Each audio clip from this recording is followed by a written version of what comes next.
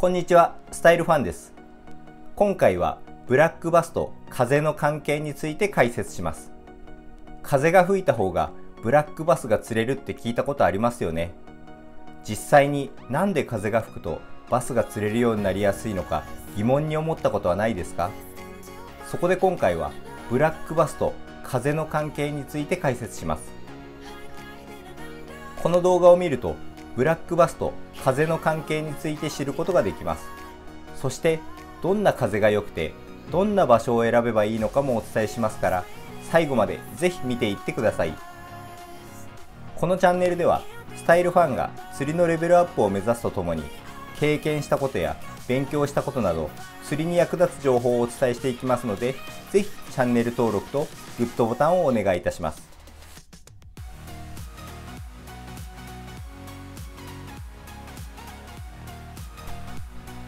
最初になぜ風が吹くとブラックバスが釣れるのかについて解説します。風が吹くとバスが釣れやすくなる理由はいくつかあります。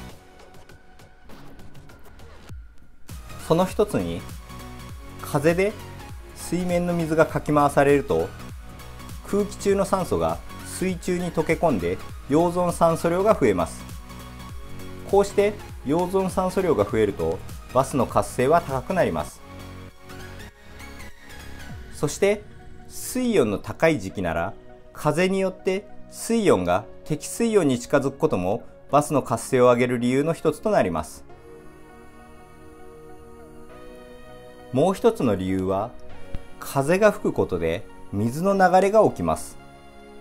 この流れによってプランクトンなどが風下に流されてたまります。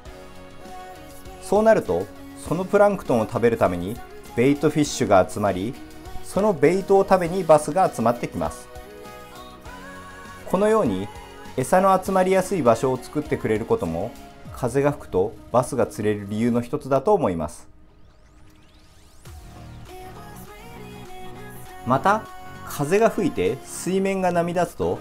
太陽からの日差しが拡散され、シェードと言われる影ができる状態と同じような効果が得られます。そして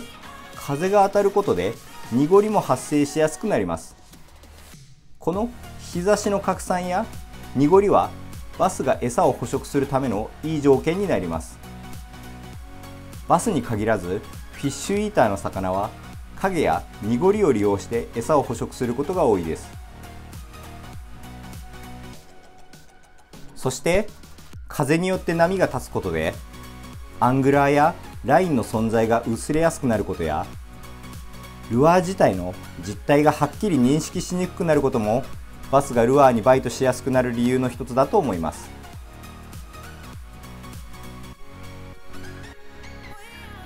風が吹くとバスが釣れやすくなる理由を軽くまとめてみると、風が吹くと水中の溶存酸素量が増えます。そして流れも作られます。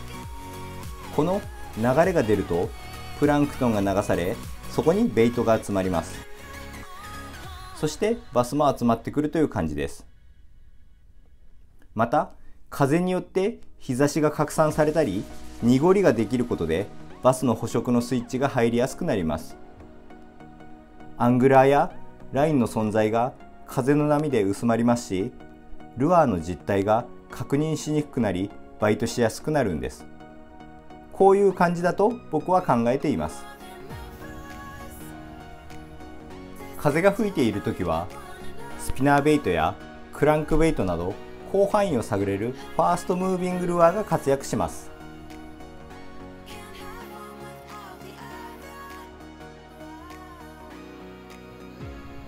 風のメリットをお伝えしてきましたが、風はプラスにもなりますが、風の強さや季節によってはマイナスになることも知っておきましょう。風にもいろいろな風があります。そよ風程度の微風から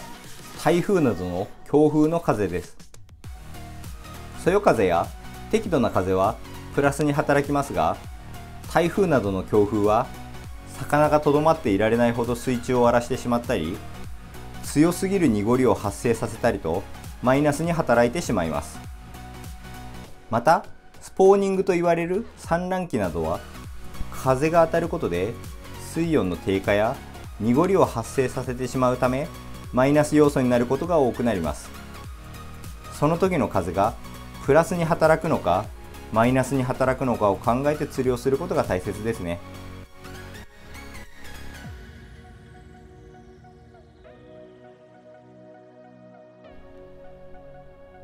風が吹いた時の釣り方として、風が吹いてきたらその風がいい感じで岸やカバーに当たっているエリアを探して移動します。そしてできるだけハードボトムのエリアを探します。こういった場所はプランクトンやベイトも集まりやすく、濁りも適度に出やすいため、風が吹いた時バスを釣りやすい場所です。そして反転流が起こる場所も狙いたいスポットの一つです。適度な風によってできた流れが何かに当たって巻くところを狙います。反転流ができるとプランクトンが一定の場所にとどまる確率が増えますから、バスも集まってくる確率も高くなります。風が当たっている岬の裏側などは反転流が起きやすく、プランクトンもたまりやすく、いいスポットになります。また風によってできた流れが元々の流れとぶつかったり、水温の違う水などとぶつかると、湖や池などにも潮目ができます。この潮目にもプランクトンやベイトがたまりやすく、バスの釣れる確率の高い場所です。海の釣りでは有名な潮目ですが、淡水の釣りではあまり意識されない方が多いのかもしれませんね。潮目は淡水でも発生しますし、魚たちは潮目に餌がたまることを知っていて集まります。バス釣りでも風によってできる潮目も見逃さずにしっかり釣っていきましょう。そして風は、今吹いている風はもちろん大切ですが、前日に強風が吹いたりした時は強風で濁りすぎたエリアは選択しないようにします。